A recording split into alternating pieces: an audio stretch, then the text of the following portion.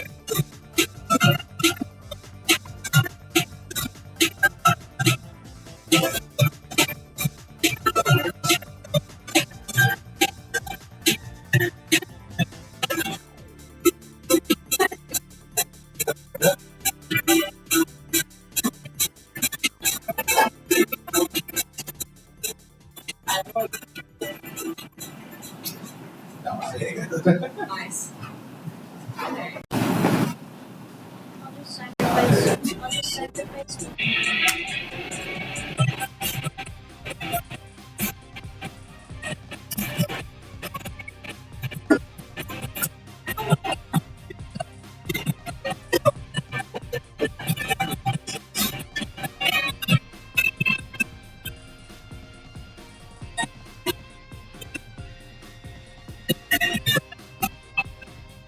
Whoa.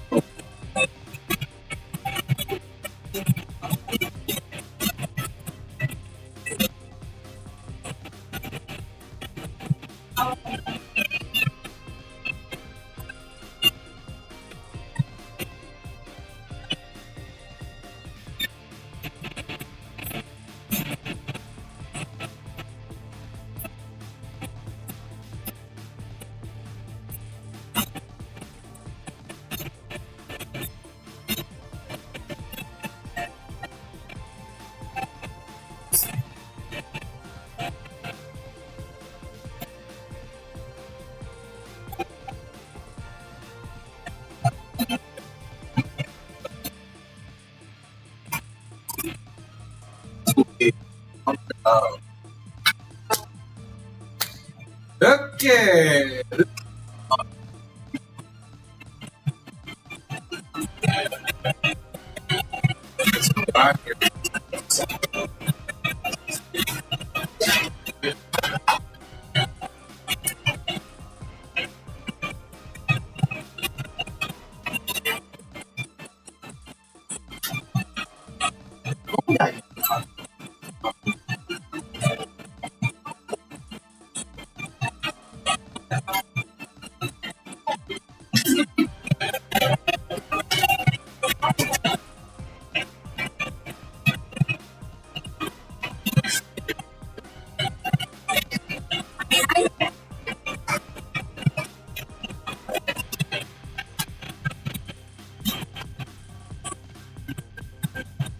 I don't know how that happened.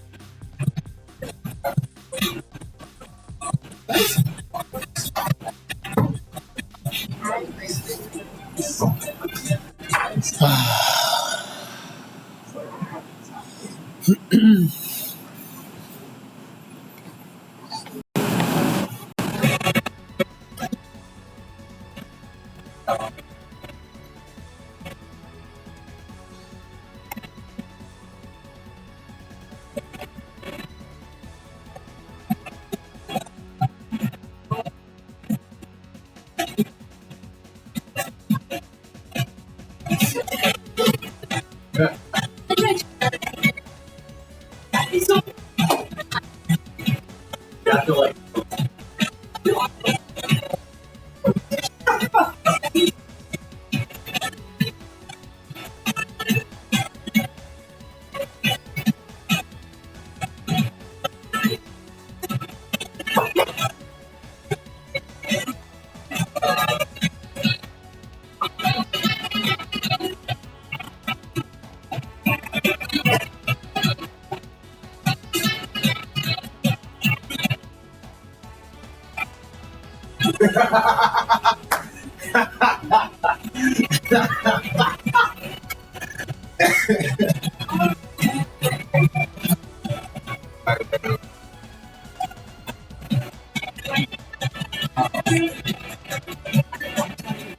dude, I'm so terrible at being Testing. 1, 2, 3. Okay, ladies and gentlemen, good to see you. Welcome to another week of EECS 298.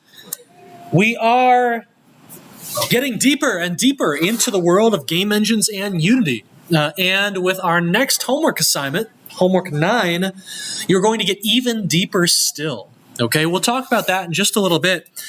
This is going to be one of those lectures that kind of probably feels a little bit weird because it is actually a result of me kind of running out of time last night as I was finishing up homework 9 for release today.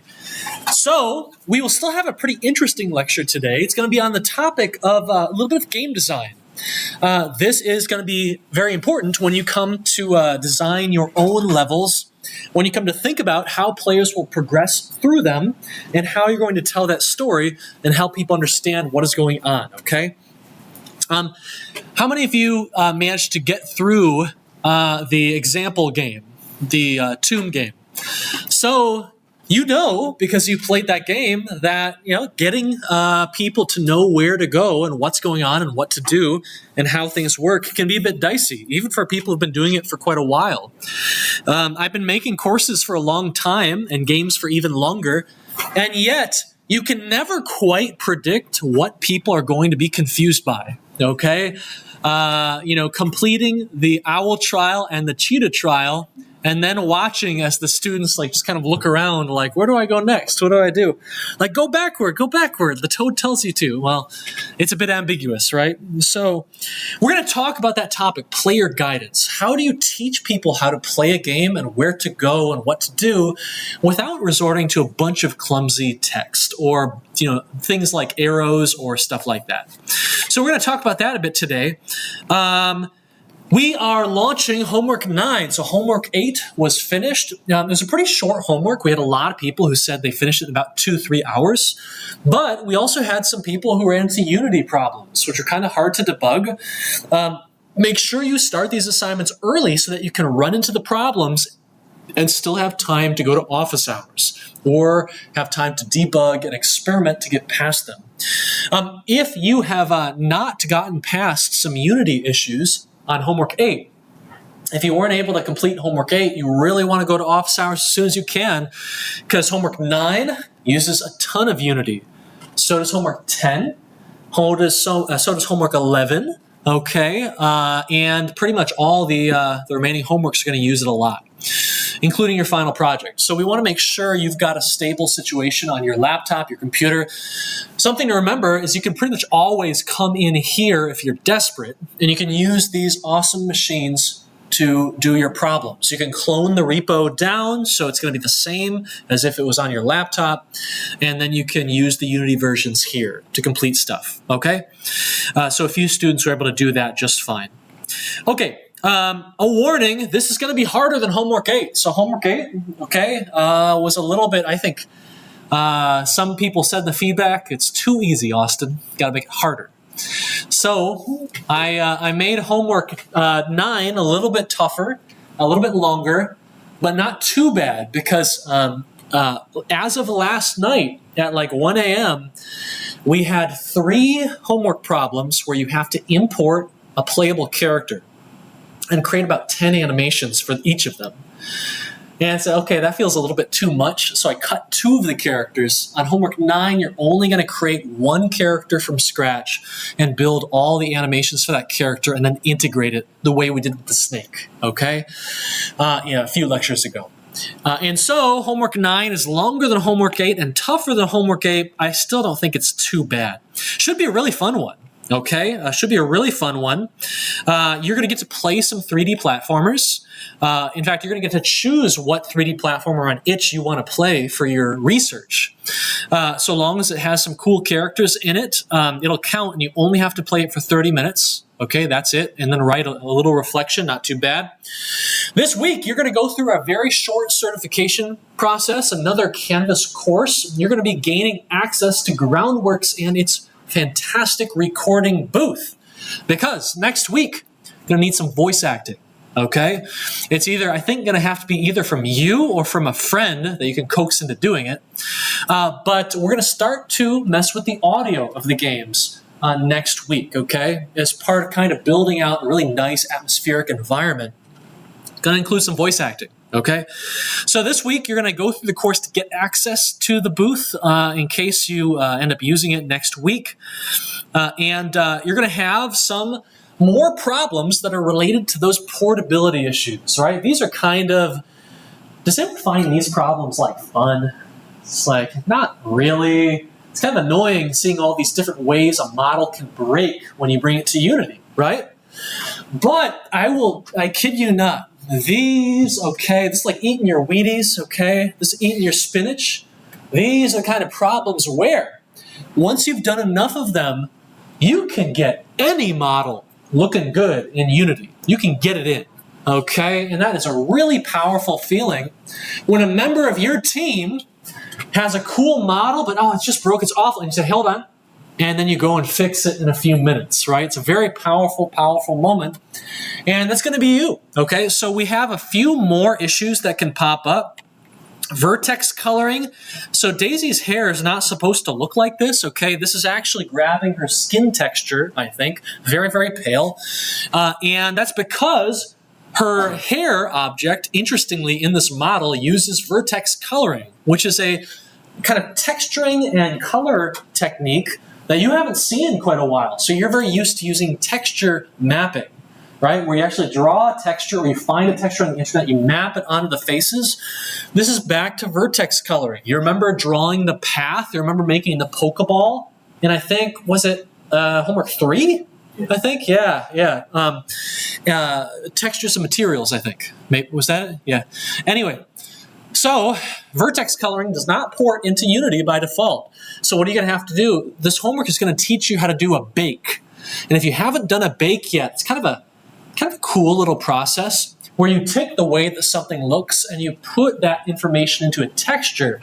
At that point, you can then just use the texture, okay? And you don't have to worry about the vertex coloring, and the hair will come in and look just fine, okay? Another interesting thing, you've got more inverted normals. You already know how to deal with those, though. Texture seams, okay? So if you have a character you import, and it looks fine at first, but then you play the game where you zoom out, and you've got all of these strange, lines, right? Just kind of popping out of nowhere. What are those about? Well, usually it's because your UVs in Blender have been kind of positioned too close to the edge of the color texture. And so what you're actually seeing right here is the render doesn't know whether to render orange, right, part of the pants, or render the very nearby kind of black background of the texture. And so you're getting these annoying things. So you'll have to go into the character, you'll have to go into the UVs, and you have to kind of move them around and tighten them up a little bit to get rid of some of these seams, okay? But that's also a very common issue to run into. This model was like busted as all heck when I first got it. I thought it looked fantastic in Blender, but it was awful in Unity. But with enough work and using kind of all of your knowledge from last week too, you can get it fixed up, okay? Then what you're going to do is you're going to get the model into this kind of animation gallery. It's going to be the Daisy model you've seen 1,000 times, but you're going to get one of your own models in there as well. And then you're going to get them all animating. and going through a few different animations that you're going to make. Okay? Bringing actions from Blender to Unity and then getting those hooked up and playing at the right time. What you're seeing here is a little tool where the player, however many animations you have, the player can use the arrow keys to tell the characters to kind of go between them. So this is very common in game dev, where you have some sort of like animation testing gallery. Sometimes this animation gallery is left in the game as like an extra for players. Maybe they unlock it or whatever. But this is very common when you are trying to get characters into a game engine and make sure the animations are kind of all hooked up. So you're going to get a lot of practice with all this stuff. You're going to get time with the 3D platforming testbed. Finally, okay, you're going to get full access to the latest version of the testbed, which has a bunch of bug fixes. And you're going to get to look at everything. You're going to get to see exactly how the final version of this kind of tomb-themed platforming game works. From the puzzles that were so painful, okay, you can go in and make the cheetah trial easier if you want to. Make the spike wall slower. Make it go backward. I don't care. Do what you want. And you're going to be making a bunch of different interactions yourself. So for instance, you're going to be making some NPCs that you can talk to. You're going to make an NPC that will talk to you and then knock you out, okay? You're going to make a obstacle like a cactus, right? It makes sense for the desert, where if you bump into it, it will knock you out. You're going to make a bunch of interesting stuff. Treasure chests, where you interact with an object and that spawns a bunch of other objects. You are going to create, this is like straight out of Mario Odyssey, if you've played that game. But basically, we're going to touch a switch, and it's going to tell us you have 5 seconds. 5 seconds later, all of these blocks are going to despawn. And so you want to try and get the crown, the item, before it despawns. And if you run out of time, you can just go back to the switch and spawn it in again for another 5 seconds and try again. Okay? So these kind of things can all be made. And it's very expressive. You can make whatever you want, really, without writing any code at all. You're just going to be grabbing components and popping them right on to game objects to do all your logic. And so this is the kind of stuff that you'll use to build different challenges and situations and puzzles, even enemies possibly, in your final project. And you're going to get practice with that today. You'll also experiment with an interaction of your choice. There's lots of good stuff in here. Setting the gravity, starting some screen shake, timers, teleporting, launching things into the air. That send flying is actually how the bounce pads during the escape sequence work, those red bounce pads. Getting characters to follow you, whatever you want to do, really. The final problem in the homework is going to be creating your own character from scratch for this 3D platforming testbed project. If you look in the video footage up here, by default, you play as the snake that we built in Lecture. The snake is not a complete character, okay? You would consider it like a minimalistic debug character, but not even a full debug character. So this week you're going to make Tofu, the famous debug testing character, from scratch. And you're going to create all the actions necessary for him, and there are quite a few, okay? Well, when you do it, if you do it well, maybe you can do better than this, but this is what it looked like when I did it, right? So we got Tofu jumping around.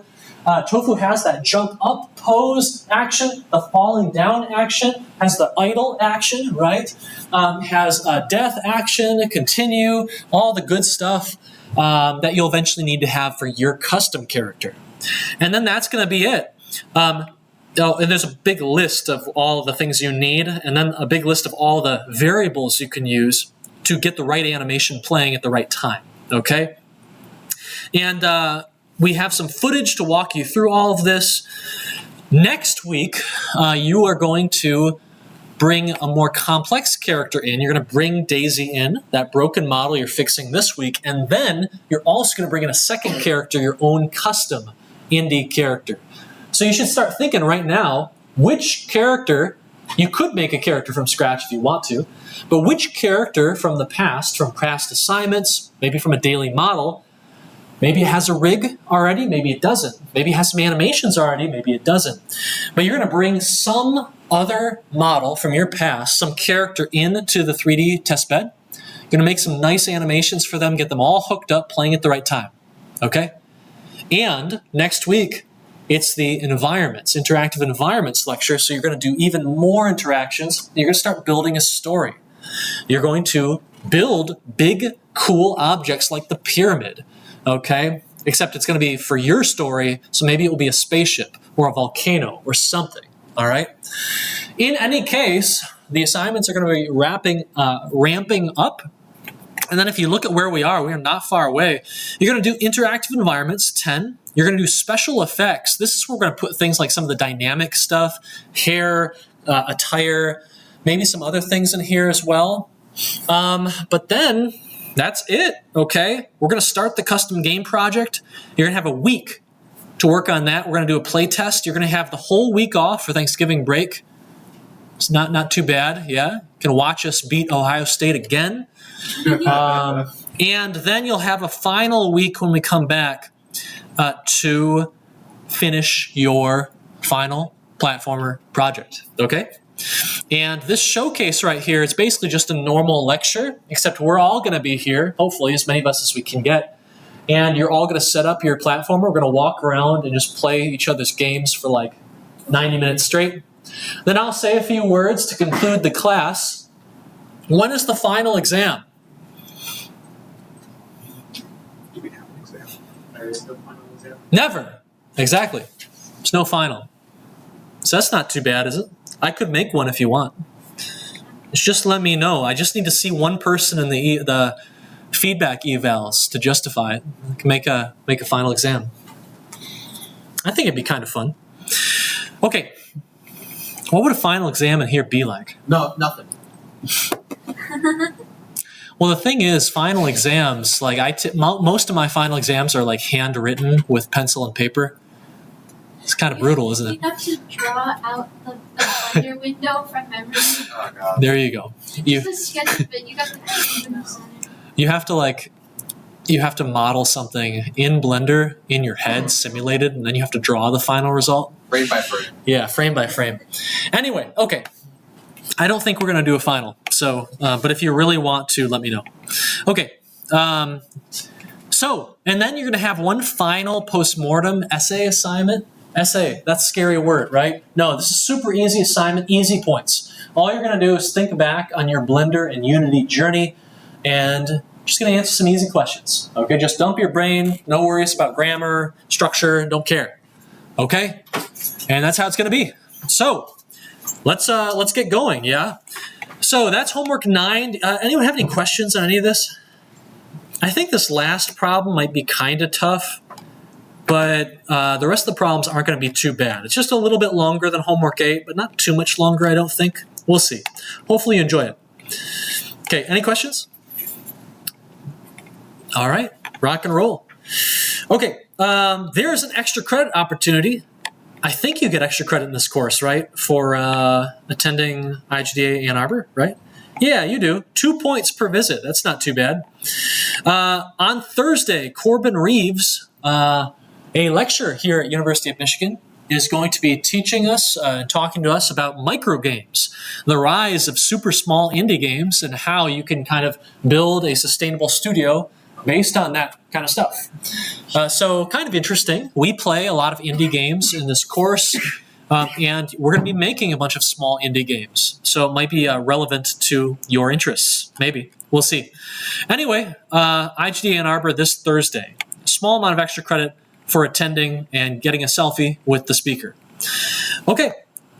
Any questions, comments?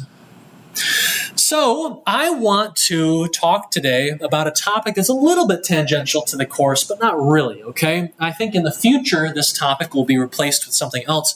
On Wednesday, we're going to talk about interaction and affordance systems, which is kind of what you're using to build out the puzzles and the traps and the interesting interactions, the NPCs, in your 3D platform. But this semester, what I want to talk to you about is a kind of relevant topic. It's player guidance. It's this idea that when we make a game, we need to help people learn the game. We need to build our game in a way that makes it easy to understand and come to grips with, okay? And so, has anyone seen this before, right here? Super Mario Brothers, woohoo! By the way, who has seen this lecture before? All right, hey, good, okay. All the 494 students must have saw my message. Anyway, this is one of the most famous levels, stages in all of gaming. And this is a game that was really a revolutionary game. The original Super Mario Brothers was kind of a sequel to Donkey Kong, right? The arcade machine, or I think Mario Bros. Arcade machine. And Super Mario Bros., as opposed to those games, had a really unique innovation. It had an incredibly elegant and expressive jump. The physics of platforming is what put this game on the map, changed the genre forever. Before this game, there had never been such a wonderful, expressive, powerful, good-feeling jump in all video games. What's interesting, though, is that players didn't expect that. And so this stage has to teach players about the new jump, about how you play this game. It has to provide practice. It has to make the players stumble into discovering this special, awesome jump. For instance, where if you hold the jump button a bit longer, you jump higher and higher and higher. This stage has techniques and secrets in it that will teach you how to play the game and that you won't see coming. But maybe after this lecture you will, okay? So let's do this. I've got a game pitch for you. I'm going to describe you a game. And I want you to tell me what game do you think this actually is? And does it sound like it's a good time? Okay? Here it is. Here's the game. Do you know which one it is? This is a game with a large explorable world, especially for the time. It has a lot of items in it. It has some aggressive enemies and some very intense chase scenes. It has a finite amount of time. And there are some strategic, kind of subtle decisions that you can make in this game over the long term and short term. Some pretty subtle mechanics you might not realize right away. So the question is, what game am I talking about, and does this sound like a decent time? Is it Fortnite? Fortnite. Okay, big world chases, right? Items to collect. Could be. Does it sound like a good time? Is Fortnite a good time? When I played it. Yeah, it's like no one wants to say Fortnite is fun or that they play it anymore, but it is, and you do. Okay, so yeah, don't hide. Okay, what other game could this be? What do you got? What is this? What am I describing right now? Could be Fortnite, or it could be. What do you got? Yes. It kind of reminds me of like maybe Breath of the Wild. Breath of the Wild or Tears of the Kingdom. Yeah, very big worlds, right? Finite time, maybe not so much. Maybe in the story, the narrative, right? But yeah, that's a good one for sure. Yeah, absolutely. You like that game? Those games? I love that. Yeah. I like writing numbers. Yeah. Yeah, I think it's fun. Absolutely, absolutely. What else? Can we get one more game? Yes. Minecraft? Minecraft. Yeah, of course, right? Enemies, you've got some subtle mechanics on how to craft things, right? You like Minecraft, right? Yeah. Does this sound like a good list of ingredients to have a decent game people are probably going to like, right?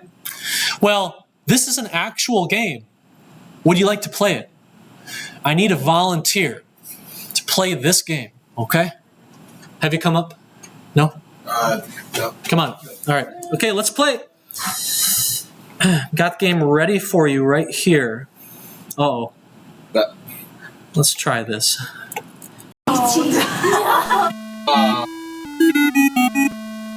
Arrow keys and spacebar. That's all you need. All right.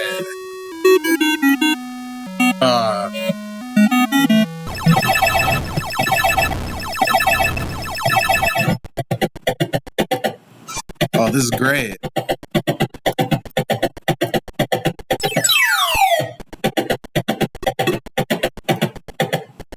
Oh, am I just? What did you just get? That's a great question. You got a C.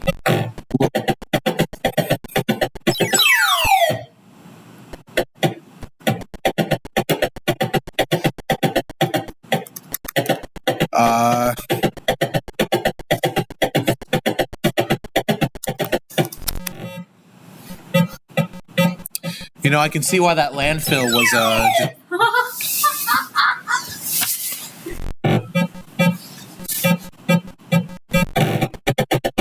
get away.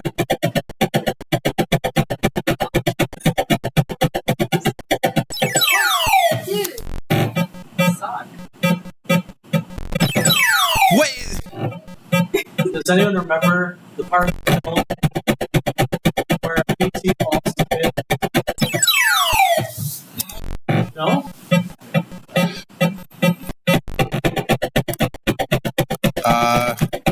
Wait.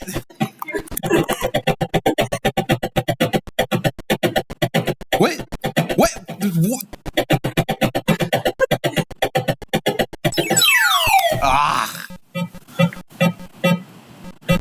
Oh, this is incredible. What? Okay, so can I smiley face? Oh.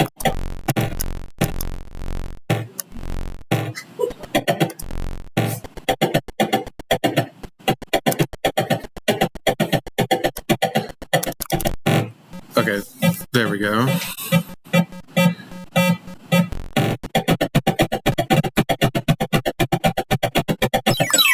Ah. What?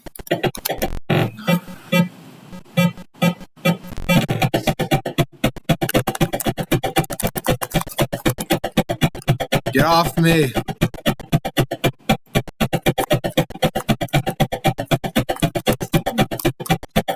Oh, this is grueling.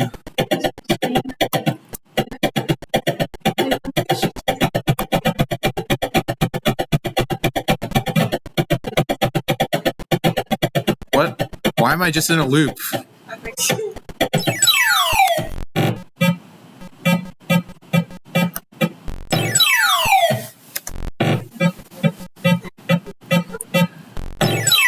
What did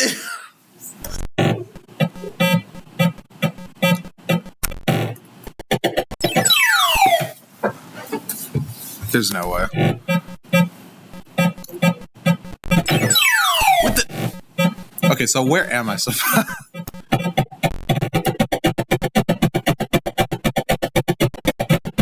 What?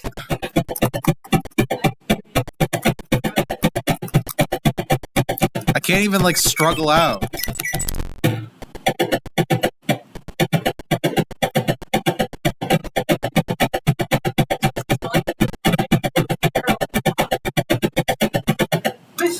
Okay, so now it's just question mark. green, like the dark green spots. yeah, those. Dude,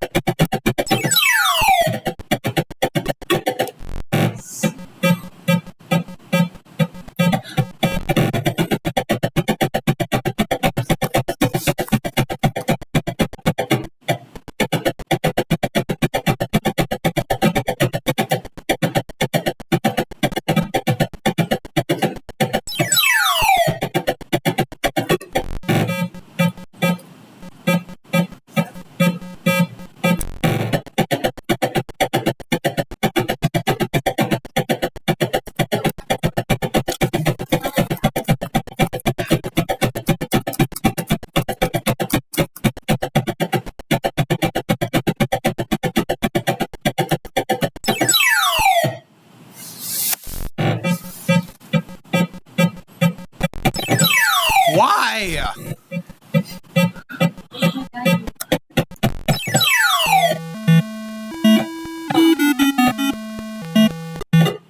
What? Huh? Okay, that's good enough. Thank you. Yeah. Thank you. Hold on. Okay. that's my favorite. All right. Well done. Good stuff. So, did you have any fun? Oh yeah, that was a. I love the part where I fell in the hole like 5 times in a row. Yeah, so actually it's consistent. If you understand what triggers the hole and how to get out, you can always do it, pretty much. But it didn't do a very good job of teaching you how the holes work, did it? Okay, so, all right. So, E.T. for the Atari 2600, sometimes said the worst game ever made. Okay, no, it's not. It's almost certainly not, because there have been a lot of games. At least this one runs, right? Yeah, it is a reviled game. Okay, it was made for the Atari 2600, a console, a home console, so old that they were still making consoles out of wood in this era. Okay, kind of neat. 1982 game release by Atari. It was created by a very famous game designer of the time, Howard Scott Warshaw, who had created a lot of the Atari 2600's best received titles. And he kind of put out the stinker, and you're going to find out why in just a moment. So here he is on the right, Howard Scott Warshaw. You know who this is on the left? Looks very familiar. Steven Spielberg. Okay. And so Howard Scott Warshaw is asked to create the E.T. game for Steven Spielberg's upcoming film. And the good news is that that's probably going to sell a lot of copies. The bad news is that he has to make it in about 6 weeks to have it manufactured and then ready for the film's release, okay? And so that's not a whole lot of time, 5.5 weeks. And this wasn't, friendly, gentle C-sharp programming like you might be used to. This was assembly code for a very weak and old system, the Atari 2600, an 80s era system, okay? So he was writing in assembly code instead of the very nice and human-readable C-sharp code that we enjoy in classes like 494. If you peek under the hood and open up some of the components that you've been using, then you can see C-sharp code like this. And if you get into it, if you spend some time with it, you can pretty quickly come to at least guess what it's doing and how it works, even if you don't read a whole lot of code, okay? So 5.5 weeks. The sales for this game were 1.5 million, okay? Probably at $60 million in revenue. Not too bad, huh? The problem, though, is that Atari printed like 5 million, which is a big problem, okay? They ended up having to bury millions of copies, unsold copies of E.T. or returned copies of E.T. In the New Mexico desert. And this gets us to the famous video game crash of 1983, okay? Very scary time in the industry. So, what happened? Well, in the early 80s, there were a lot of video game consoles you could buy. And for those consoles, that hardware, there were a lot of different software releases that you could buy as well. And the problem is, there was no quality control anywhere. Anywhere. In fact, some of the worst games for any of these systems were also the most popular. And that is a bad combination. Games like E.T. and Pac-Man were bought in droves, but they were some of the worst games on the console. What happens if you buy a game that you do not like? Well, if you're in the 80s or 90s or 2000s, these days, well, no, you can return games on Steam, can't you? You can return digital games, right? Yeah. What happens when you don't like a game? You return it, get your money back. Well, what happens if a certain product gets returned too many times? What does the retailer, what does Best Buy, what does Walmart think about that? They're not going to want to carry the product. Yeah, they're thinking, this is bad business. Okay, no one wants this. This is a bad product. We're not going to carry it anymore. So there was a retailer revolt, and institutions and companies, retailers like Walmart, said, we are not going to stock video games anymore. The returns are really bad, the return rate, okay, and we're not selling enough anymore. And so we're not going to carry any video games. It was just a fad anyway. And so this did severe damage to a lot of the game studios at the time. A lot of very hard-working people lost their livelihoods, had to uproot their lives. It was a very, very sad time. A lot of talent getting kind of flushed away and moved around. Atari itself never really recovered from this. And the North American industry lost steam. Beginning in 1983, for several years, there was no games industry in the USA for the most part. Okay? And so the question then is, obviously, we're playing lots of games today, for the most part. What revived, or who revived, the North American video game industry? And this is a pretty special company and a pretty special group of characters, not just for fans, but for game developers, partially for this reason. Any idea? There was a certain Japanese company that came back over to the States and really got things ignited again. Nintendo? Yes, these characters. Nintendo, woohoo! Mario, Legend of Zelda, Metroid. Okay, these games were brought from the Japanese market to the American market. The Japanese market had never lost steam. Okay, companies like Nintendo and Sega were still rolling and rocking and gaining their strength. And when they brought these characters over and the NES console, which you'll see right here, people still play these games and study these games today. They're just that high quality.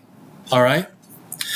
So, but Nintendo had a problem. So Nintendo had a big problem. Nintendo is a video game company. They're kind of a toy company. And retailers, regardless of the quality of these games, retailers didn't want to sell video games because they were a fad, remember? No one would buy them. And so how is Nintendo going to Trojan horse Mario into your living room if Walmart won't stock any video games? Well, look at this advertisement right here. Americans weren't buying video games anymore, but you know what they loved? Robots and guns, okay? So we're going to create not a video game console, but the Nintendo Entertainment System. And this is going to be a big robot, the Zapper, the toy gun, and then we'll just kind of sneak Mario and Zelda and Samus in via that little box off to the side that no one's going to pay much attention to, okay? I'm going to show you a commercial that tried to sell the NES, the Nintendo Entertainment System. And I want you to watch very carefully about what does Nintendo focus on in this commercial and what do they hide, okay? What gets the focus? Let's take a look.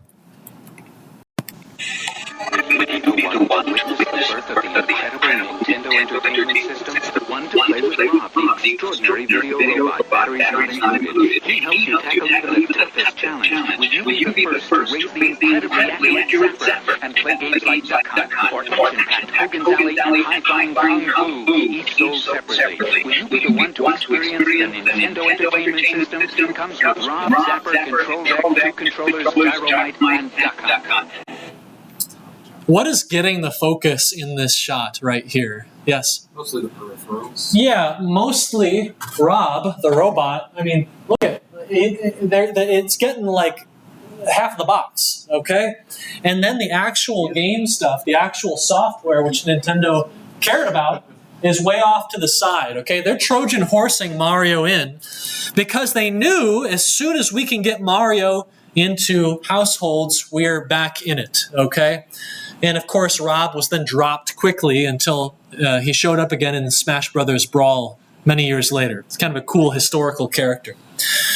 So this question of what makes a good game, okay, you can take all this good sounding stuff. You can put all the ingredients in for a good game, but you can still end up with a disaster like E.T. because, look at this. In the 80s, these were all true about E.T. I'm not being that, hyperbolic. Okay? I'm not exaggerating. E.T. does have a large world for the time. It has a lot of items you can collect. It won't tell you what any of them are or what to use them on, right? It has enemies and enemy AI. It has a finite resource to keep the tension up. It's got some long-term decisions. Where will you go? What items will you look for? And it has some subtle mechanics. You never used the sprint button. What? Yeah, and subtle mechanics like how do you efficiently get out of a pit? You can struggle or you can get out very quickly. What does the flower do? Right, stuff like that. The problem, though, is that what ET lacks is guidance.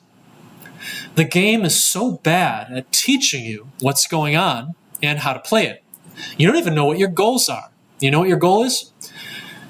I'm pretty sure you were trying to reassemble your rocket ship. And that C, I think it stands for coil. And yeah. So, right. I got to just kind of tell this all to you. But guiding the player, okay? Let's talk about what goes wrong with ET. So when you start ET, this is how it starts. Do you know what your objective is? Is there anything to lead you around? There's nothing, just an empty field with nothing in it. You don't know what to do. No one's told you, and there's nothing to attract your attention. And so you just kind of, by default, start wandering around and exploring. There are some other things in the UI, but they don't quite make any sense. What do you think that is? Anyone? What do you think it is? What do you got? Because I hear different things every time I ask this question. What do you got? Yes? Maybe it's like a compass sort of thing. Okay, compass. Yeah, could be. I forget what it is. Yes? It looks a little bit like a target. A target. Yes, it's a landing pad. Yeah, so kind of a target. I always thought it looked like a camera or a gift present. I don't know. You also have this number down here, and if you do not move, it will not change. And so you're just kind of looking at it, 9999. What is that? Okay, what is that? Is it a timer? You move, and you notice that the timer has gone down. So you do know it's a timer now. You don't quite know if it's good or bad. You might suspect it's not very good. It might be energy or stamina or something like that. You don't want that hitting 0.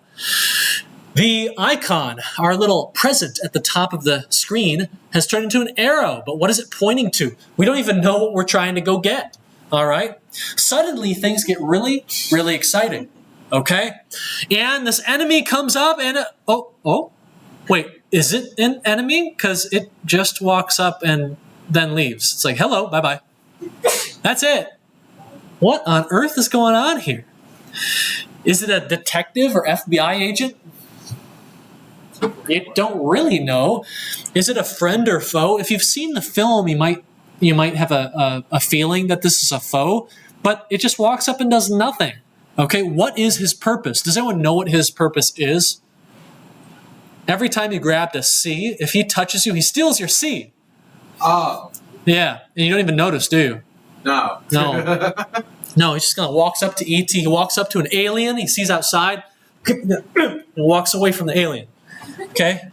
Doesn't actually, Oh, anyway. There's no sound to you either, right? Yeah, exactly. There's no sound, right? So one thing that our Tomb platforming game, the Daisy game, lacks right now is it lacks a lot of sound effects, right? It has some in there, but not very many. So that's something we'll want to fix. There's an interaction for playing a sound effect. So we can use that to fix things up. The questions are piling up. We're playing this ET game and we're just not getting any answers. And so the game's starting to get very frustrating and not satisfying at all. So a question for you. In the 80s, how did studios like Atari try and teach the player, inform them, give them their objectives, guide them? What was the kind of classic technique? Anyone remember? Instruction manual? Bingo! Just read the manual. Games would come with an instruction manual. Often they were actually really cool.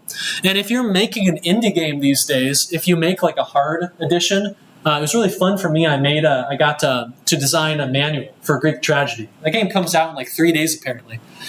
I hope it does okay. I don't know anything about it, really. I hope they didn't mess it up too badly. Okay. Anyway, all right. Ask me about that some other time. They did a good job. They worked hard. Okay.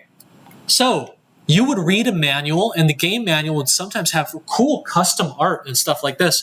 It would point out things in the UI. It would give you your objective and the context of the game, because it was really hard to put cutscenes into games in this era, right? It's just a very expensive, difficult thing to do. There's a problem with this. Does anyone know what the problem with this approach is? was a problem then. It's a problem today. Probably even worse today. People don't read it. No one reads the manual. Nobody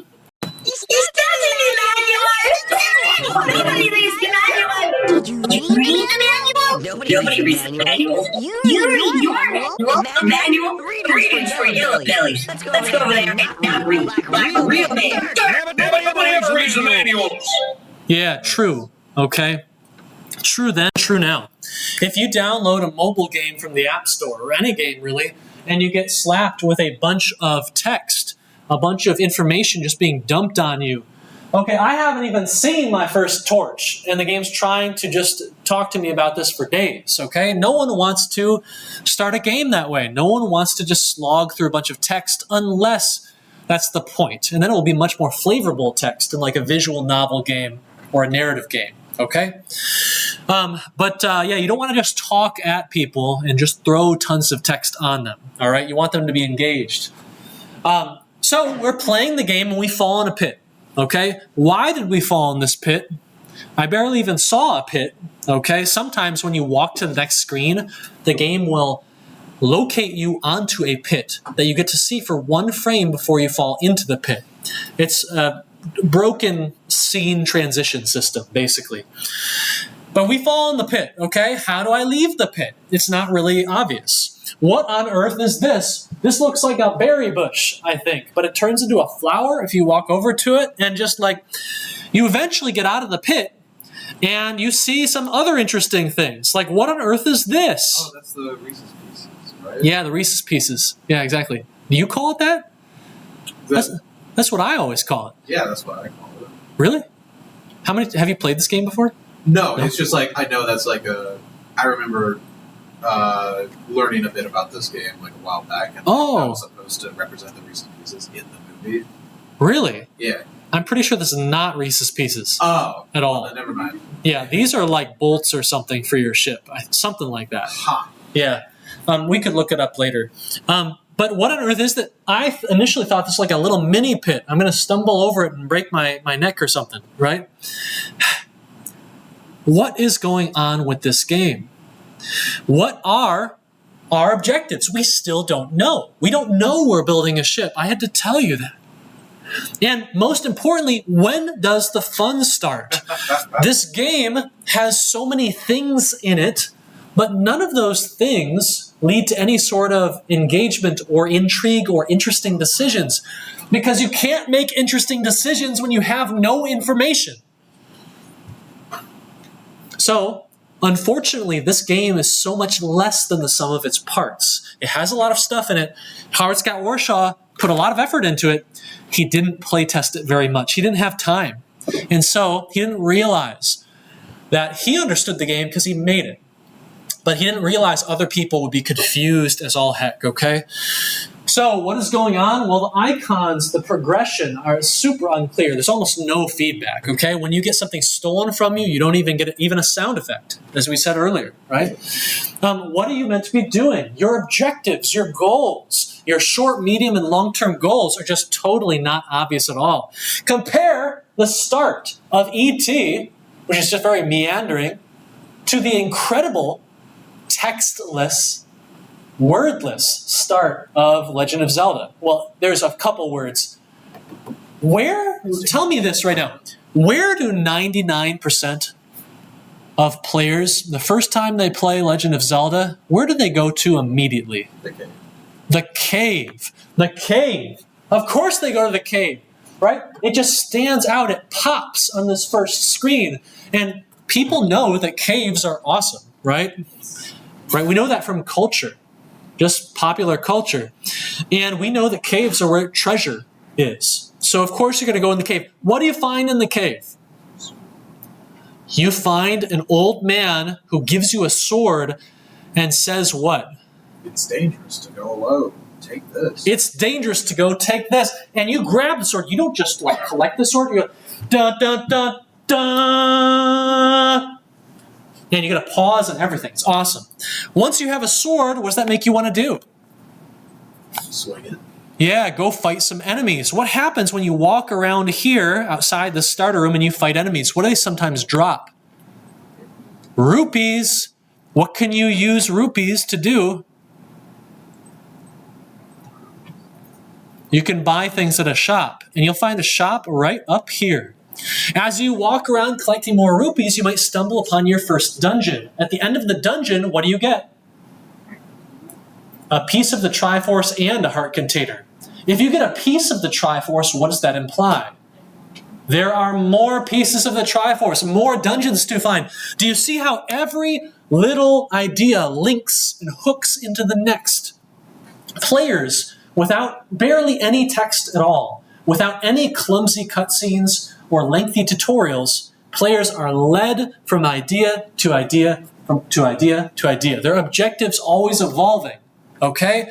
That is absolutely how you do it. There's a reason people still play and study this game, and people really only mock this game. Okay? All right. If you hang around in the title screen, you will get a big, very poorly translated blurb of text to kind of give you some context, but not that important, really. You can skip it if you want to, and Nintendo knew you would. When does the fun start? Well, for E.T., the interesting decisions never arrive because we just don't have enough information. The game can't teach us, so we can't really engage with it. Okay? It just totally fails with that. So, E.T. comes out, and it's a big holiday smash hit, right? Lots of people enjoy the movie. Oh, they hate the game. Lots of people get the game, they return it, they crash the industry. Okay? Just like that. So, we want to talk about guiding the player and doing it right. Atari completely failed in 1983. But about 20 years later, they would get another shot. And this time, they're bringing the heat, okay? And they know what they messed up. They're going to do a great job this time. So Atari, at the end of the PlayStation 2 life cycle, is going to release a game called Kya Dark Lineage. This is a 3D platformer, imagine that, with some very cool characters, and it is extremely well guided. This game is so good at teaching you things, it can teach you about 20 different things in the first 5 minutes without you stopping to take a breath. Okay? It is amazing. So, what we're going to do is we're going to watch the first probably about 7 minutes of this game. The tutorial, but it doesn't feel like a tutorial at all. Okay? And then we're going to ask you, we're going to talk. We're going to take our break, and you're going to get a chance to talk for a bit about how does this game do it? It does the impossible. How does Kya Dark Lineage teach you everything you need to know without actually stopping you, without throwing lots of text at you, without you feeling like you're in a classroom, in a tutorial. Okay? All right, let's take a look. I always feel like I'm playing a Resident Evil puzzle. I'm trying to turn the right lights off. Combination. What? Huh? Oh, all right, there are more. All right.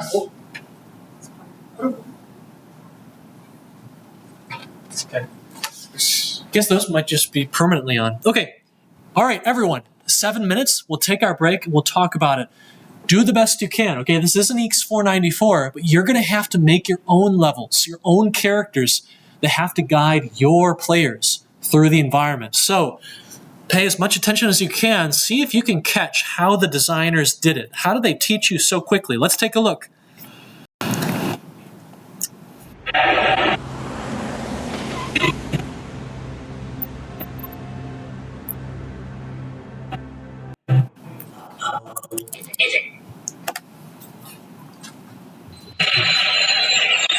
We'll take her to the village. Look, it's waking up. Hello.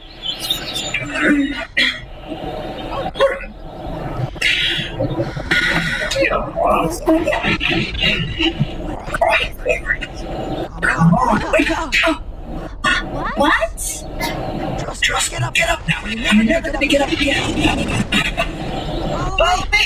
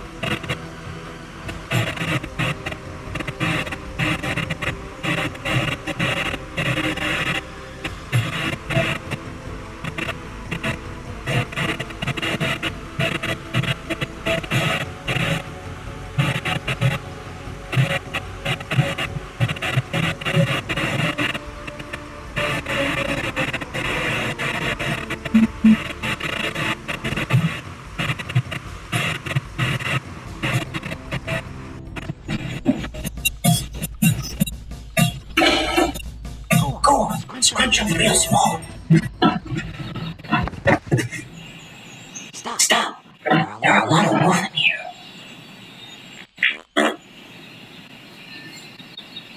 Can't let them see us, so follow my lead. Watch.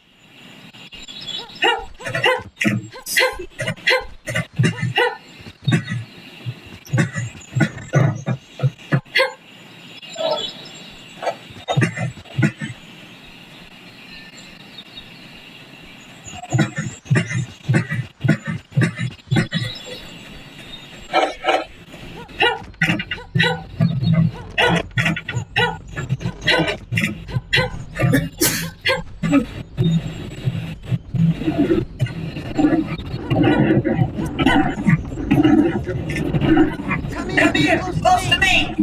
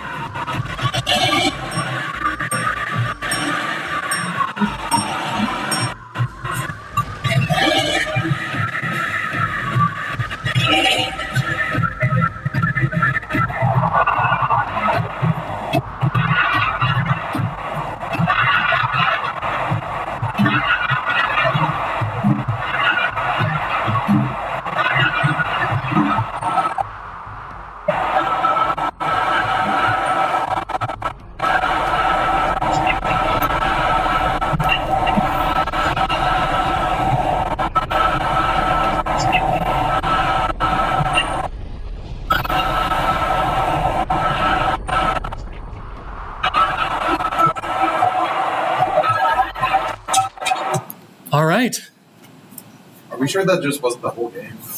Kind of feels like it, yeah.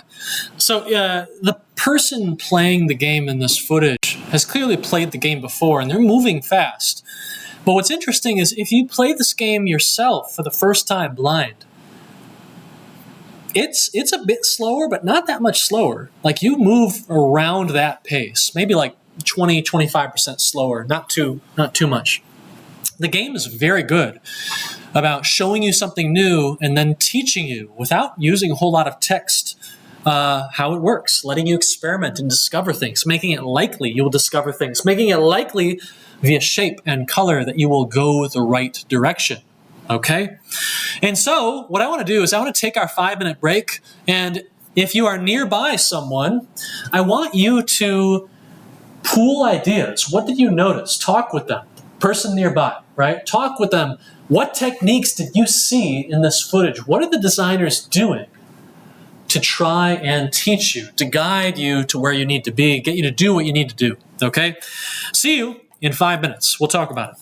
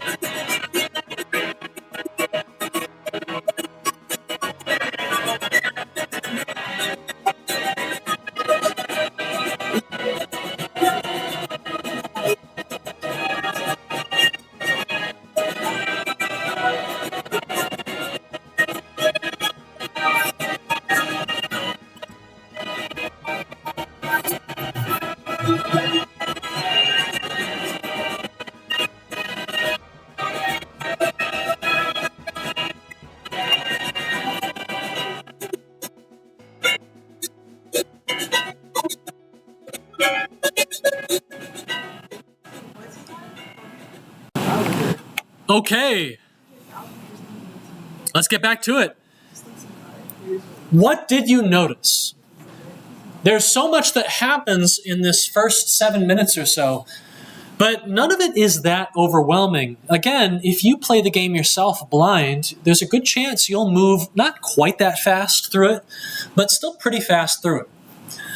So the question is, how do these game designers, how do these artists, these environmental artists, help direct the player? Help them know where to go, what to do, and what time? Yes? I noticed at the beginning you have 3 of those creature companions. Yeah. And 2 of them actually get stuck in traps along the way. So yeah, exactly. They're the example of what to avoid. Yes, you have some friends. They model behavior for you. I was thinking about, how would I make that AI, that friendly AI, in our test bed? And there's actually a way you could do it. I don't think we have a feature that could stop them from running ahead of you. Maybe I have to add that. But that would not be hard to add at all. We have a component called Move On Path that causes any game object you want to move along a series of nodes. And so you could construct an AI routine to have your friends kind of run along. Anyway, you're right, okay? One of the first things the game does to do you is a very traditional technique. It's just direct instruction. Okay, trust me, get up or you'll never get up again. Follow me. And you've got some friends here to direct you. And you also have things like behavior modeling, where if there's a trap coming up, you'll know it's a trap because you get to watch one of your friendly NPCs get trapped by it. Okay? There are other things, though. Anyone, how is the game trying to direct you in this shot right here? Okay. We get control of Kya in this moment. First moment we get to control her. Do we want to run over here? Is this the way forward? Or wait a second, is it this way? And why does your brain know right away which way to go? Okay, yep, behavior modeling, but there are other reasons too. I think that is green. The green path, you said? Yes, shape, color, lighting. Okay, lighting is a huge one. If you put, a lush green path, this kind of choke point, this funnel, and give it some cool flowers over here and some god rays, some heavenly lights coming down, it's going to be much more likely players go explore over there as opposed to parts of the map where you can't see as much detail. Yes? It's like even there's fog there that you want to pass through, and the unwalkable path has like dead plants that look like barriers. Yeah, exactly. Yep. So we're using light, color, and shape to kind of direct our players' attention, make them want to go certain places and avoid other places. This is an extremely common technique and one that is going to be huge for you. You don't want people getting lost in your map, your scene you're going to make, unless that's the point. If in a horror game or a spookier game, you might want players to get lost. But environmental cues are a huge deal for artists and animators in game dev. This is such a big deal. The famous software company, it's a famous game studio, Valve, actually, they talk exactly about this. They made a game called Left 4 Dead, which is kind of a post-apocalyptic zombie cooperative game. In their games, Valve always leaves developer commentary, where you can find these little talking boxes, speech bubbles, and if you click on them, you'll get to hear from one of the developers discussing why they made the decisions they did. So I want you to pay attention to this part right here. The team uses different light sources to pull the player through the environment so they never get lost, even in a dark game. Let's take a look. Crescendo events were the result of a lot of playtesting. Playtesters really loved the lighting was one of the toughest challenges. We had to find a light level that was atmospheric without striking players as frustrating or unfair. Wherever possible, we let lighting tell the story and enhance the gameplay. Playtests proved that in a dark game, players will go wherever there's light. All we had to do was set up a few critical lights, and players are drawn to them like a moth to a bug zapper. This simplified lighting also made it easier to read silhouettes, so that players could more easily tell survivors from infected. And the car headlights proved to be one of our most flexible props, casting long dramatic shadows that tell a story of abandonment, all be easily positioned to lead the survivors where we want them to go. So you see what the team has done here. In a dark game especially, sources of light will pull the player around like moths to a bug zapper. And so, what did the team do? Well, the team needs to get you out of this building. It's a dark building, easy to get lost. So they left one computer monitor on to pull you out into the room. And then, once you're out into the room, right? Once you're in the room, there are headlights on the street that pull you out into the street.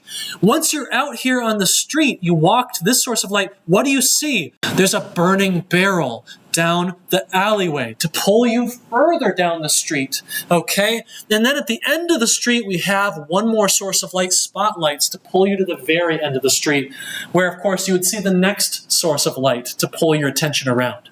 What's really interesting here is that the team has to be very creative.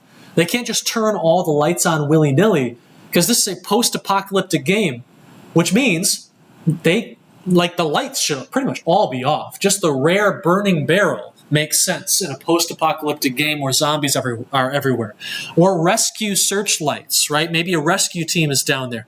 They have to be very careful to put lights where they need them to guide the player, but to not break the setting or the immersion or the context, okay, by having too many.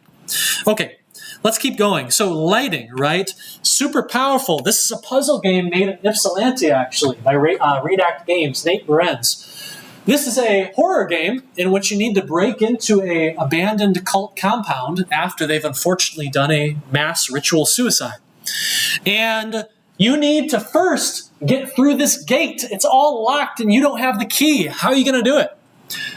I want you to tell me right now, you don't have to know anything about this game. All you have to know is that game designers use lights to direct your attention someplace. So, where are you going to look first? Yes? The mound with the headlights up on. Yes, this headlight is pointed straight at a section of the gate that's a bit rusty. Rusty section of the gate. Okay, you need a tool to get through that rusty section of the gate. Just based on what you know game designers love to do with their lights, where are you going to look for that tool?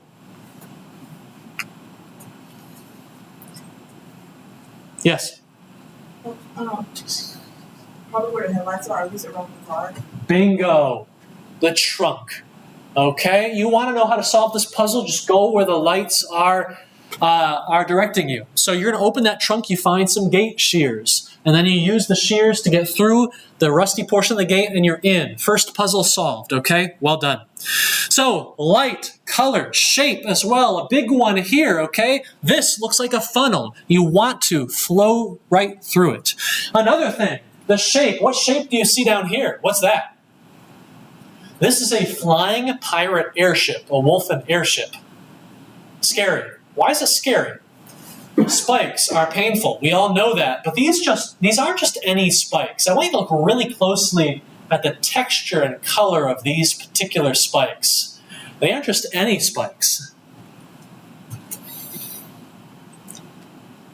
Are they bow? They're not, well, maybe.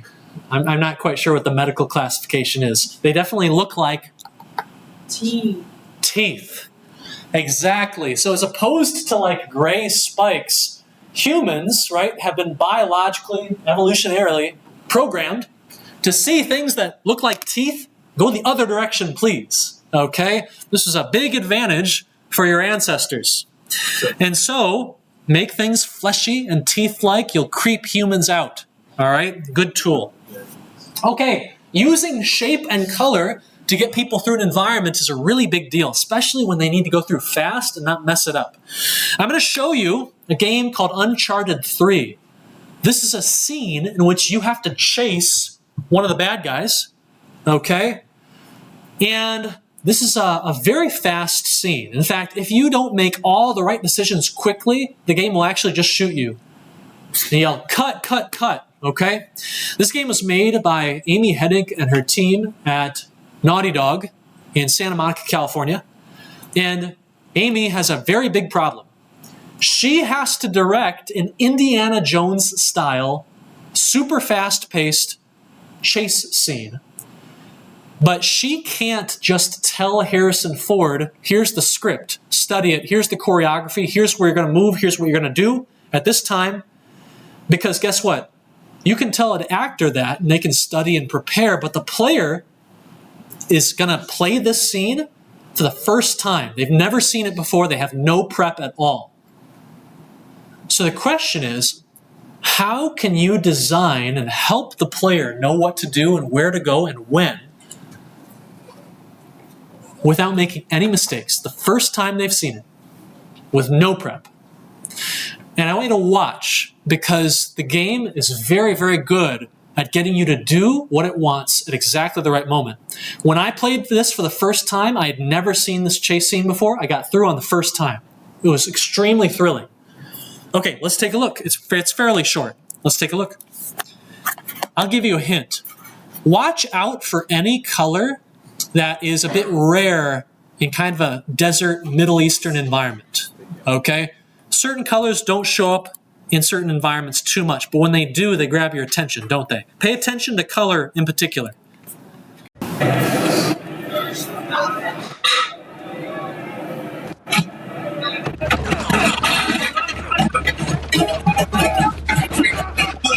Real quick, I want to make sure I don't have flux on. Okay, all right, here we go.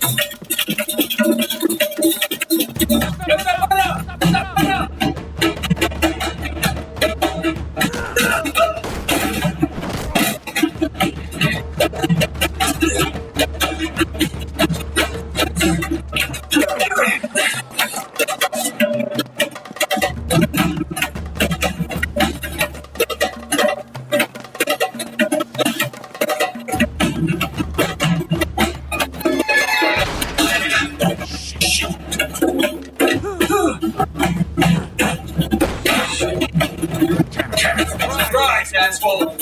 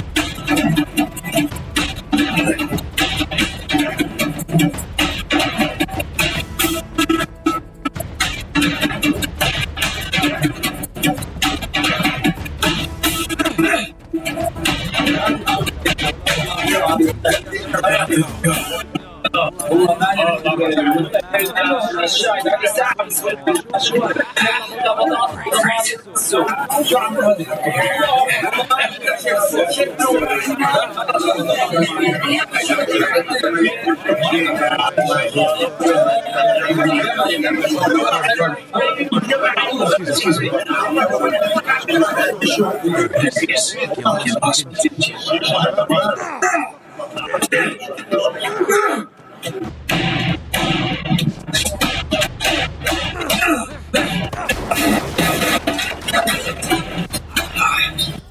Come on, Calvin, let's get going.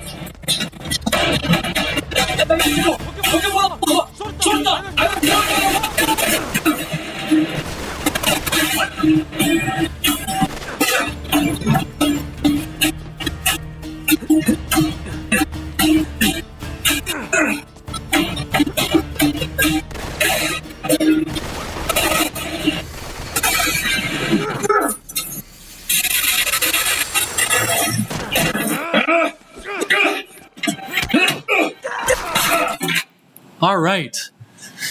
So, very fast moving. And I reminder, if you run the wrong direction or walk around and just stand around too long, the game will just kill you.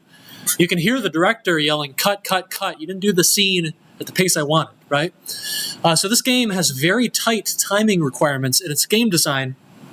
And the designers have to find a way to help you understand where you got to go and what you got to do. And they got to make this work fast, okay? And so the question is, well, how did they make it work? Did you notice anything? Yes? I noticed at least along the path you're supposed to go, there's bright kind of like cool tone colors like blue and green. Yes, exactly, right? So in a Middle Eastern kind of desert-themed environment, blues and greens a little bit less common. You can use those colors on rare occasion to make a certain part of the map pop, to catch the player's attention. Okay, absolutely. But what else? What else? Yes, in the back? Yep. Also, I guess also colors. If there were red and yellow, but it was much more saturated. Yes, absolutely. So some of the umbrellas in the crowded scene where you're walking used some red umbrellas to kind of pull you around, right? What else? What else? You know what's interesting? There are a lot of arrows in this environment, okay? A lot of arrows. When they want you to climb something, you're going to see a lot of long boards stacked vertically. They want to give you that feeling of going up, okay? Lots and lots of arrows. At this moment, right, we got the color. We also have an arrow, right? This is a moment where you're chasing this character, but you get the gate locked right in your face. That stinks. What do? Well, a couple things here. You've got a rare blue tarp, and the tarp isn't just, sitting here. It's kind of like on the ground. It's kind of like curving you up. It's really begging you to kind of come up over this slope. And do you notice anything about the camera? The cameraman. The cameraman is on our team. Cameraman is helping the player out right now. Why? You notice what they're doing? The director has the camera and they're doing something with the camera. You notice what they're doing? Come on. Yes? Your player is not directly in the center. It's kind of leaning towards the Yes. Natalie, thank you. The director, okay, Amy Hennig, has the camera right now and she's just kind of begging you to go off to the left. She's kind of angling the camera to make you want to move over there, okay? Because once you do, you're going to see these really bright colored bars, and you're going to use them to swing through a window and catch back up and get through the gates, okay? When you, there's an interview, I can't remember where, I can't find it sadly, but there was an interview where I think Amy said that this was a really kind of a hard thing for the design team. The design team, the level designers the artists wanted players to jump over this gap to the other building, but this plank wasn't here. It looked different. So players would look at the building and they'd be like, oh, I can't make that jump. And then they'd walk around on the top of this building for a bit, and then the game would kill them because you're moving too slow, right? You ruined the pacing of the scene. So how were they going to get the players to try this difficult-looking jump, this dangerous-looking jump? It's got to be dangerous, otherwise it's not exciting. Well, they put the parkour boards here, and they changed it into a funnel Okay, they got all sorts of things. You can almost feel how desperate they were here. They put all sorts of objects trying to point you off of this corner. And now everyone just makes the jump without even thinking. Okay? And there you go, right? The camera is a very, very powerful thing. So this is Mario 3D World. This is a very short stage. You only have 100 ticks. I don't even think this is seconds. This is like ticks. You've got 100 ticks to finish. But the camera is set up so that it is pointing you right in the direction of the goal. From the moment you start, you can see the finish. Okay? Ratchet and Clank. Anyone play Ratchet and Clank? So this is a series where often when you come down and land on a planet with your ship, the camera will actually be pointed and focused on some interesting objective in the distance. Once you start to move, the camera will actually linearly interpolate. It'll ease down behind the Ratchet's back, which is where the majority of gameplay happens. Okay? So camera guidance is a very common thing as well. You see it all the time. So anyway, we're back to Kya Dark Lineage. We are following our friend here. Now, this is the first bug we actually get a chance to see in the entire game. This is a bug because you know what's supposed to happen? This tree is supposed to fall in front of Kya. Yeah, it's falls behind. It's supposed to fall in front of Kya. But here, our player is moving so quickly that the game can't keep up. So we have a bug. It falls behind Kya. Well, what's supposed to happen is the tree falls and blocks you from proceeding until you press the X button to jump. And that's when they bring up the controls, okay? They don't tell you how to jump before you need it. The designers create a situation where you need the mechanic, and then they teach you the mechanic. You need to teach things at the moment they are most valuable. Otherwise, if you teach something that is pointless, it goes in one ear and out the other. Have you ever heard that phrase, is this going to be on the test? Okay, that's what a student says when they're like, Prof, why are you teaching me this? This is pointless. I don't need this knowledge, right? Am I going to need it on the test? No. When you're teaching people, you have to make that knowledge important. If the knowledge has utility, if it helps someone do something, then it's going to go straight into permanent memory, and it's going to be a very nice educational process, okay? So it's a very common design technique. You trap the player, and then you tell them about a tool or a game mechanic or a technique that helps them get past the obstacle. Boom. They've memorized that control or technique after they do that. Yes? Is that like a stylistic thing in horror games too? Because people do it like you're in a hallway and it's like, oh, you have to run now.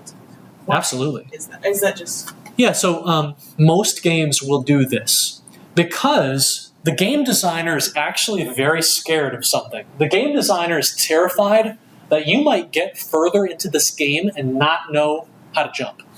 If that sounds weird, okay, because everyone knows how to jump, right? Well, no. There are lots of people playing games for the first time. And if you play Kya for the first time, you might not know that most games have a jump button right there under your thumb at the bottom of the controller. So, in horror games, usually you'll get put into the mansion or the serial killer's dungeon. And you'll have to do a few things before things get dangerous. The game will make you feel like you're in danger, but you are actually perfectly safe for quite a while as the game kind of builds up your skills. Grab this item, use it on this door, combine these two things to make a third item, solve this puzzle, okay? And once you've gotten your skills built up, then the game will spawn in a killer enemy or a monster to complicate your future obstacles, right? And in the meantime, when you're safe, the horror game is trying very hard to make you feel like you're not safe, even though you are, okay? So that's how that tends to work. That's how my horror game coming out in a few days works, basically, kind of. Okay, so the only thing about horror, though, is that horror often breaks these rules to induce panic. If you're playing Mario, Super Mario Odyssey, Nintendo doesn't want you to feel panicked in a Mario game for the most part. Maybe some of the classic games where the difficulty was just off the charts. But in a horror game, we want to surprise you and do somewhat evil game design things from time to time to get you spooked, to get you, a bit confused, to get you nervous and tense. Okay, that's just the genre, though. Just-in-time controls. You tell players the controls at the moment they need them, and not earlier. So when you're in the Tomb game, actually, when Daisy's jumping around the desert, when is the first time you need to use the jump? Anyone know? So you go into the pyramid and, yes? It's like you just have to jump across a gap. Yeah, there's a gap. If you fail that jump and just kind of fall down, do you die? No. There's a platform there and a bunch of toads lying on their face, and one of them tells you, I wish I had pressed the space bar. Right? The goal here is if you didn't know how to make that jump, that toad would have suggested to you, you should try pressing the space bar now. Okay? And you'll discover you have a jump mechanic. That's an attempt at guiding you, though most people won't need it, especially in this class, right? Most of us have played some games before, or at least seen them. Okay, this is not what you want to do. You see this thing, you run for the hills. This is not good game design. This is going to freak your players out. This is what you sometimes see in loading screens, sometimes in demos, when the game designer is very constrained. They don't have time to teach you. So they'll just show you this thing, okay? They'll show you a big controller with a bunch of labels. Yeah, press this button to accelerate, this one to change camera, this one nitrous. I don't even know what nitrous is. Okay, so it's in one ear and out the other because I don't need it. I don't even know if it works. There's a rewind mechanic in the game on the back button. I'm going to forget that, right? Okay, how many things can a human being keep in their short-term memory? Like 4, yeah, 5, 4, 5, okay? That is not a lot of capacity. If you just start blurbing things to the player, then they're going to forget it almost immediately. So, reminder, what did I say just a few minutes ago? We have to get things from the player's short-term memory into their permanent memory, their long-term memory. How do we do this? Yes? Repeated use. Repeated use and make it useful, right? Make it important, okay? We need to teach the player how to jump. At the exact moment, the jump is super important. They use the jump to get over the obstacle. They're free. The jump is now their favorite thing in the world. It's in the permanent memory, okay? It's in context. Yes. So, all right. Got to remember all this, right? Humans don't remember this, all right? So, behavior modeling. We are running with our friends here. We see these little leaf pads. We're not quite sure what they are yet. We've never seen them before in our lives. Then we see the characters in front of us and, oh, zoop. Okay? So we get a chance to see how a game mechanic works before we have a chance to mess it up. This is a really nice, kind thing to do in game design. You don't punish your players for information they don't have. So now, after we've shown the players what these leaf traps are, now we can punish them if they're not paying attention or not executing skillfully and dodging these, okay? Behavior modeling. Good stuff. Right here is kind of interesting. We get to this little bridge and we get to look down. The camera kind of rotates upward and we get to see what, you know what this is right here? This is the tree that tried to trap us a few minutes ago. So one thing, has anyone played the Dark Souls series, Demon Souls, any Souls games? It's really powerful to get the player to look back at places they used to be. Now, this was not that long ago, but if you want a player to feel a sense of progress, have them climb a mountain and then look back at the base camp. And they'll feel an incredible sense of progress, okay? That's something that you should keep in mind as you design your levels, all right? That's something I didn't do very well at all with the Tomb game. It would have been cool to get toward the end, the escape, and you actually escape by going out the way you came in. That would have been super cool. Okay, here there's a quick puzzle where you have to kick one of these objects into a little trap to disable the trap, and then you can jump through. Well, at this moment, and not before, and not after, the game is going to tell you, hey, you can press the square button to kick things, okay? If you introduce it too early, then the player doesn't care, so it's in one ear and out the other. If you introduce it too late, the player doesn't have the information they need to solve the puzzle, so they'll be angry at you. Okay? You have to arrive right in time with the guidance they need. Not too much, not too little. Just on time. This is one of the most interesting moments in the entire intro to this game. You run into a brand new mechanic. This is a wind tunnel, okay? It's the first time you've ever seen it. And what does it do in this case? What are you supposed to do? Wait for it to gust and then... Yeah, exactly. And how do you know this?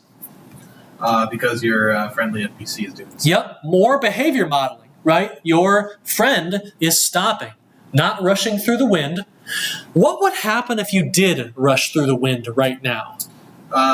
For this one, nothing bad will happen, but in future ones, there's a bed of spikes. Bingo, absolutely. When you introduce something new, you try and do it in a safe environment, okay? A relatively safe environment. Look at this. There are actually not one wind tunnel, but there are like 4 or 5 of them here. If you look at these first few wind tunnels, though, what happens if you mess up and you mistime your progression through them? Well, you just suffer some indignity, right? You get pushed against the wall there, and it's no big deal, right? So you're allowed to practice with new things. You're given a chance to experiment. But then, toward the end here, the game says, okay, well, now you have to prove that you understand the wind mechanic and what's going to happen. And so if you mess it up toward the end, you will take some damage, you get penalized. Not very much, but still, okay? So I call this sequence learning, but really, how is every course designed?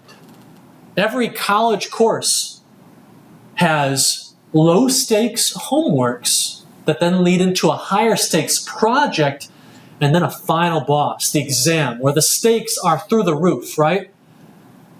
And so you always let your students, you always let your players have a chance to practice with new ideas in a low-stakes way. They can experiment, they can make mistakes, but then you have to escalate. You have to raise the stakes over time. You go from practice to a performance, okay? Practice to danger.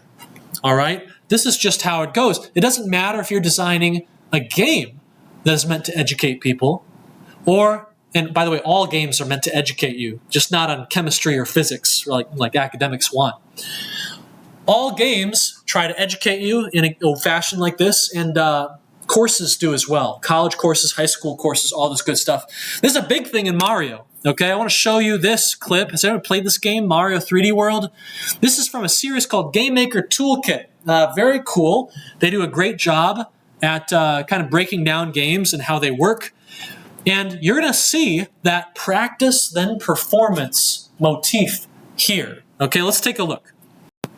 Hi, this is Mark Brown with Game Maker's Toolkit, a series on video game design, and I want to talk about Super Mario 3D World, a game that is bursting at the seams with ideas. This is a game with conch doors and flip-switch panels, double cherries and cannon boxes, switchboards, ant troopers, beat blocks, trapezes, grump blocks, footlights, and piranha creepers. This game has innovation in abundance. So how does Nintendo manage to cram so many mechanics into the game without making it bloated or incomprehensible or stuffed with tutorials? You best ask this guy, Koichi Hayashida, who is co-director of 3D World and has, over the course of a few games, developed a level design philosophy that allows for rapid-fire invention. Essentially, stages are full-part, self-contained showcases for new ideas, where a mechanic can be successfully taught, developed, twisted, and then thrown away in about 5 minutes flat. Each level starts by introducing its concept in a safe environment. Cake or Flip has panels that switch from red to blue when you jump, and you'll see that as soon as you hop up to this platform, the first batch of panels are hovering over a level, so if you fall, you don't lose life. The concept is then established further. In this section there is no safety net, and here you'll have to deal with flipping panels as you climb up cliff face. Then comes the twist. Towards the end of each stage, the concept is turned on its head in some way, to either challenge your mastery or to make you think about it from a fresh perspective. In this case, we have to deal with the flip panels while also dodging the blast radius of this bumper enemy, which we fought a little earlier in the stage. And finally, we get the conclusion. Each level gives you one last chance to show off your skills with a suitable flagpole sequence. Hayashida has explained in an interview with Gama Sutra that he's inspired by a narrative structure called Kishu Tengetsu, which is used in 4-line Chinese poems and 4-panel Japanese comics. Each of these stories introduces a concept, develops it, hits you with a twist that changes things, but offers a conclusion. So, similarly, each Mario level has a satisfying arc of introduction, development, twist, and conclusion. Optional collectibles like green stars and stamps offer even more twists and even tougher challenges, and Nintendo can swap out the flagpole conclusion for a boss fight, like in Bowser's Highway Showdown, which introduces and develops explosive footballs in preparation for a battle against Bowser. And it can also reintroduce mechanics from earlier in the game at a moment's notice, confident in the knowledge that if you've got all the way to the Bowser Express, for example, you'll know about swinging spikes, conquistadors, bullies, and hand troopers from your run-ins in previous stages.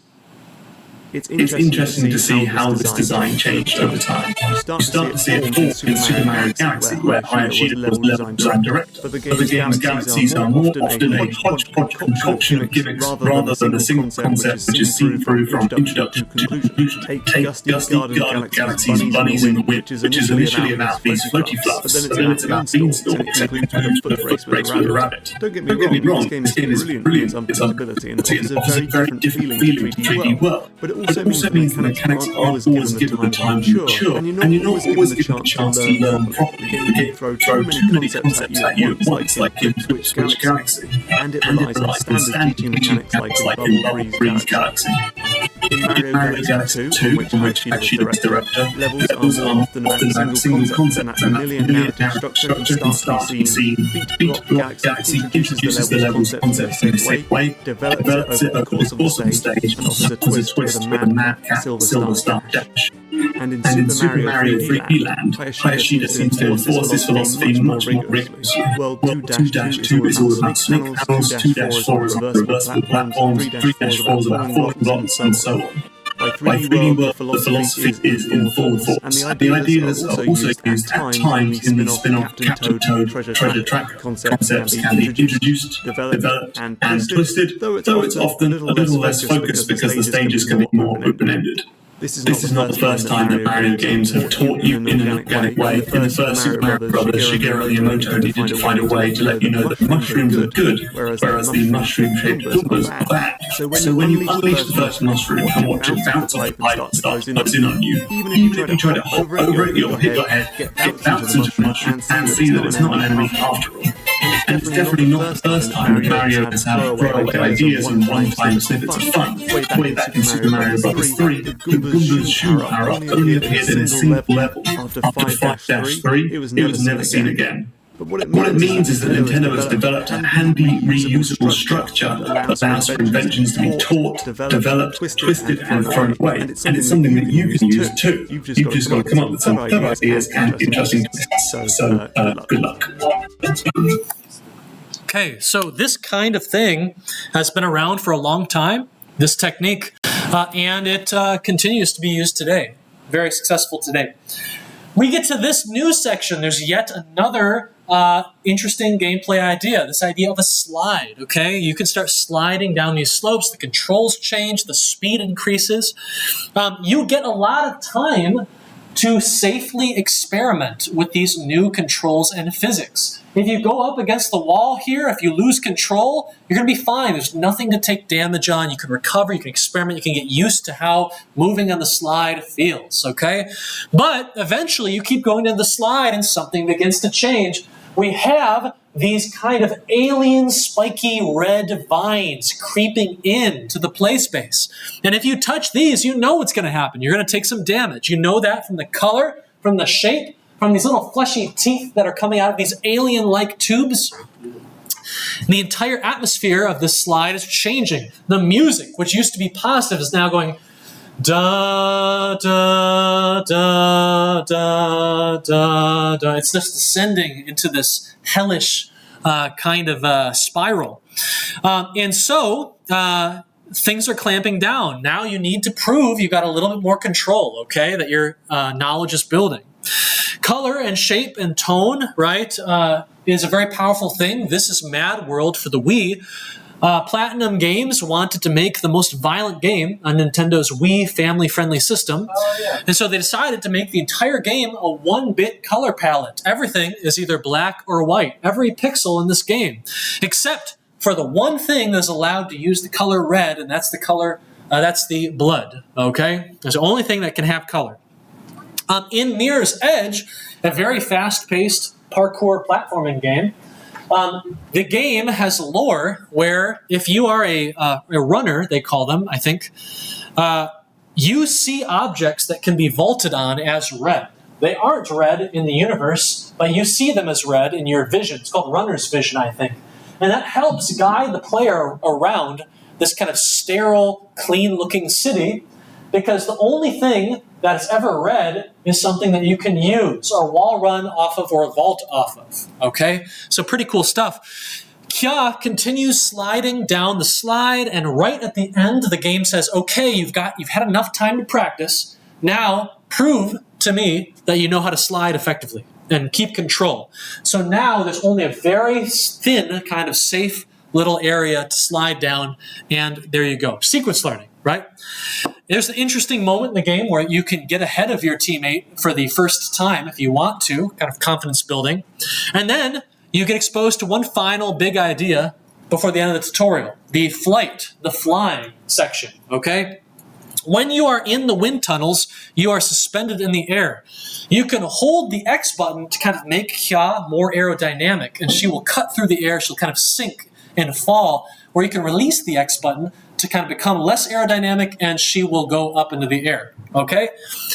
You get to a portion where we're playing basically Flappy Bird, okay? You need to hold X to dive and go under a wall, okay? Right? Go under the wall. Everything is safe, so you can practice. You then need to go over the wall, but everything is safe, and you can just practice, right? Make mistakes, don't worry about it. And then you can go in the middle of 2 walls, and everything is safe. Well, can you guess what the game's about to do?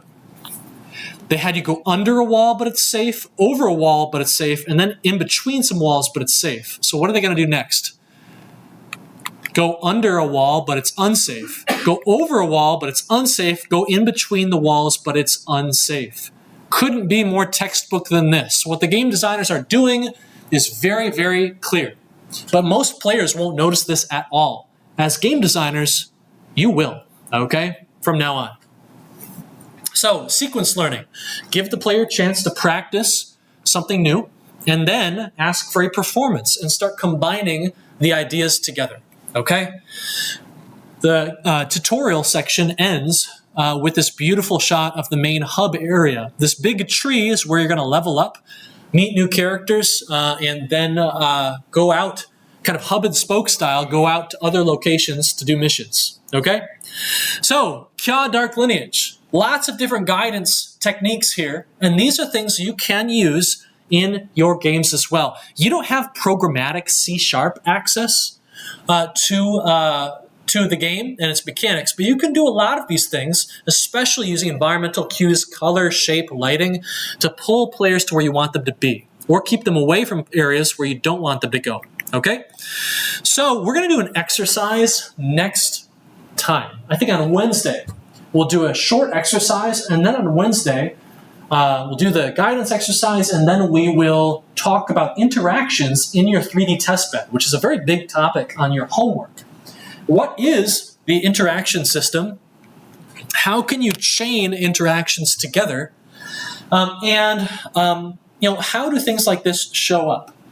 Basically, you need a really cool engineering team that is thinking about the game designers and what they need, right? If the engineering team does their job, the game designers can build the whole game. The game designers and artists can build the entire game without needing the engineers to help them. Not much, anyway. Sometimes the artists, they ask for new features.